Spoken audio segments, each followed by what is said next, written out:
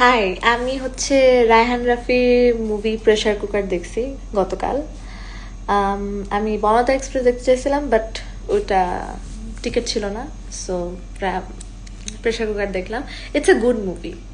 It's it's a lot better than a typical Raihan Rafi movie, I would say. আমার রায়হান রাফির favourite movie হচ্ছে দামাল।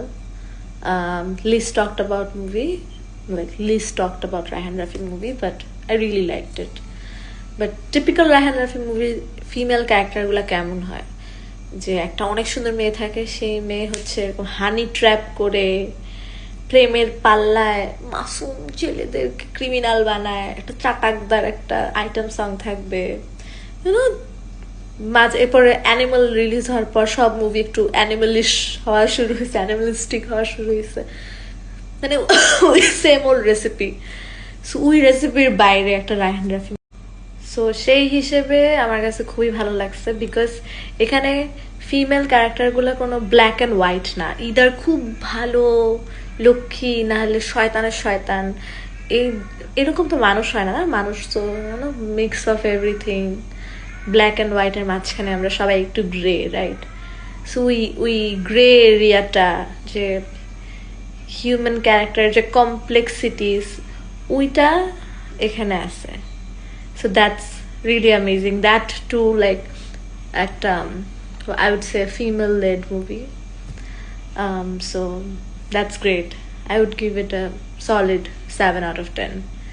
But এখানে আমার কিছু অবজারভেশন আছে, ক্রিটিসিজমও বলা যায়। ক্রিটিসিজমগুলো হচ্ছে, মুভিতে 4টা স্টোরি, বাট একটা স্টোরি হচ্ছে insane amount of screen time পাইছে, which is the Nazifa Tushi story. একটা স্টোরি হচ্ছে অনেক বেশি স্ক্রিন টাইম দেওয়া, মানে এটা আমার চোখে পড়ার মতো screen time. It's not 4 different stories, it's one story, and বাকিগুলোটার সাথে সামহাও অ্যাটাচ। তার মধ্যে একটা অ্যাটাচড না, একটা আছে হচ্ছে লাইভ প্রমোটার, ওই রিলেটেড একটা স্টোরি। ওই স্টোরিটা ফেল্ট কোয়াইট ফোর্সড, দরকার ছিল না ওইটা অ্যাড করা, মানে ওইটা থাকা না থাকা আসলে খুব একটা এফেক্ট করে না ফুল স্টোরিটাতে, ফুল সামারিতে। ওই স্টোরিটা খুবই, মানে মনে হয়েছে জোর করে ঢুকানো। সো ওইটা আমার ভালো লাগে নাই। আই উইশ স্ক্রিন টাইম একটু ব্যালেন্স থাকতো। হ্যাঁ, একটা দুইটা বেশি হাইলাইটেড হবে অবভিয়াসলি, বাট তাই বলে এত, মানে যাই হোক, ইভেন ট্রেইলারও আই থট লাইক ওইটা মানে মেইন স্টোরিটা বেসড, বাট অ্যাকচুয়ালি মেইন স্টোরিটাই ট্রেইলারে বেশি দেখায়। যাই হোক, ওইটা একটা নোটিস। আর একটা হচ্ছে, আই থিঙ্ক এটা এই মুভির সমস্যা না, এটা হচ্ছে বাংলাদেশের সকল কমার্শিয়াল মুভি, মানে কমার্শিয়ালি সাকসেসফুল করার উদ্দেশ্যে যেসব মুভিজ বানানো হয়, যেটা হিট হইতেই হবে, ওই মুভিগুলোর একটা সমস্যা আছে। সেই সমস্যাটা হচ্ছে ওভার এক্সপ্লেন করা। মানে কিছু জিনিস ইউ শুড, মানে অডিয়েন্সকে একটু বুঝতে দেওয়া উচিত যে আচ্ছা ঠিক আছে, বুঝে নেক না, এটা মুখ দিয়ে বলতে হবে, এক্সপ্রেশনে থাকবে, ব্যাকগ্রাউন্ড মিউজিক থাকবে, সব কিছু ওভার এক্সপ্লেইন। সো এটা একটু মনোটোনাস লাগে, বাট আই আন্ডারস্ট্যান্ড এটা কেন করে, বিকজ প্রত্যেকটা অডিয়েন্স যেন মেইন জিনিসটা বুঝতে পারে, কেউ যেন মিস আউট না করে। কোনো ইন্টারপ্রিটেশন দরকার নাই, ইউ তো গিলে খাইতে হবে।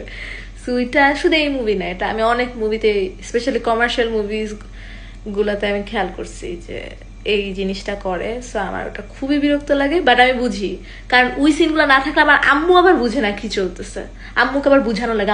So I wish A over explain এই ব্যাপারটা একটু কম হোক, বিকজ হুমায়ুন আহমেদের মুভিতে কত কিছু ইন্টারপ্রেট, মানে সিনে ইটস নট অনলি এন্ডিং, সিনে ইন্টারপ্রিটেশনের ব্যাপার ছিল, বাট ওগুলো তো হিট হইতো, তাই না? মানুষ কি এত গাভা, সব কিছু গিলায় খাওয়ার লাগে, বুঝি না। এটা একটা বিরক্ত লাগে আমার কমার্শিয়াল মুভিজ দেখতে।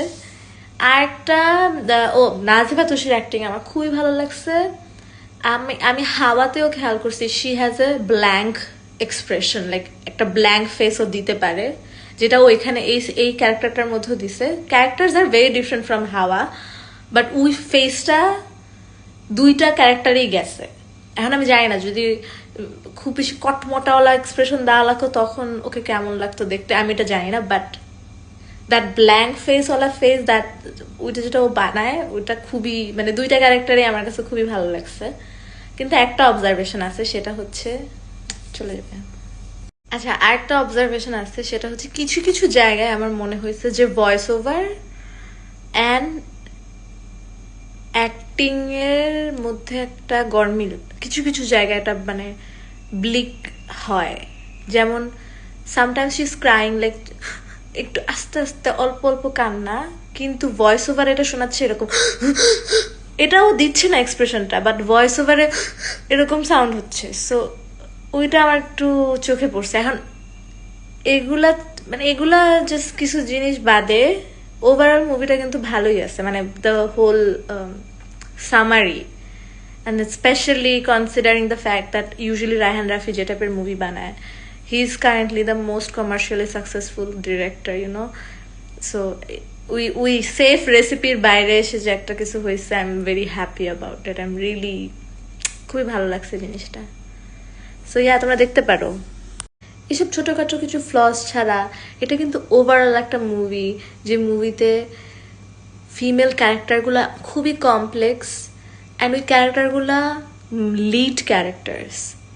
সো এরকম একটা মুভি কমার্শিয়ালি হিট হইতেছে, যেটার কম্পিটিশনে এরকম অ্যানিমালের মতো মুভি এক্সিস্ট করে, হেজিমনিক ম্যাসকুলিনিটি প্রমোট করা মুভি, গ্লোরিফাই করা মুভি এক্সিস্ট করে। সেম ডিরেক্টর যদিও এই টাইপের মুভি বানাইছে, but still a win is a win, a win is a win, I would say. হ্যাঁ, টাইপের এই মুভিগুলোর মধ্যে যদি আমি জেন্ডার লেন্স দিয়ে আরো বেশি দেখি, হয়তো এই মুভি তো আরো অনেক অনেক ক্রিটিসিজম বের হবে, but it's a start, it's a start to a female led movie that can also be commercially hit, because female led মুভিজকে মানুষ মেয়েদের মুভি হিসেবে দেখে। আমরা যখন একটা মেল লেড মুভি হয় তখন আমরা একটা ছেলেদের